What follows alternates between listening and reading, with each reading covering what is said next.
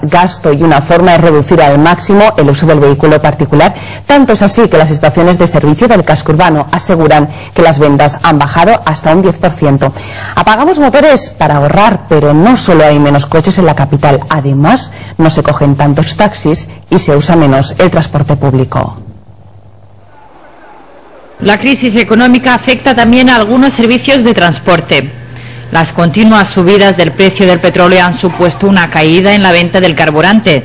Uno de los sectores que más lo ha notado ha sido el del taxi, con una bajada de los servicios que ha llegado al 30%. Perdemos porque baja la faena. Al bajar la faena porque está todo más caro, pues por lógica tenemos que perder.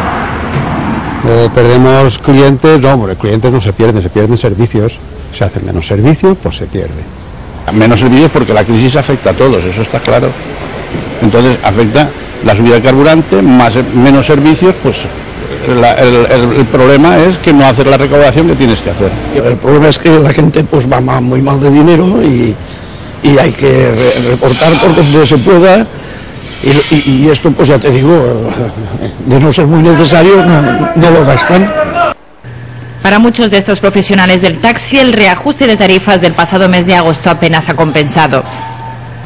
Subieron en agosto una pequeña subida, ya no de tarifas, sino del servicio mínimo, pero no compensa. La subida ha sido del gasóleo ha sido bastante mayor que el aumento. Ahora veremos si en Navidades, a principio de año, que suele haber un reajuste, la cosa se pone un poco a la par, pero aún lo dudo.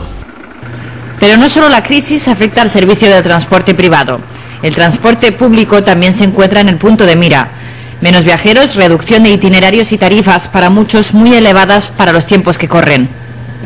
Pues yo para mí lo veo un poquito caro, porque la pensión mía es muy bajita. Ajá. Pero bueno, hay que pagarlo y se paga. Sí, pero está un poco caro, el autobús. También dicen que es un poco lento últimamente. Bueno, y también le han cambiado los itinerarios a muchos y tardan. Aún así, el ciudadano se resigna, se aprieta el cinturón e intenta soportar esta época de crisis de la mejor manera que puede. Si le enseñan un piso y le invitan a cenar gratis,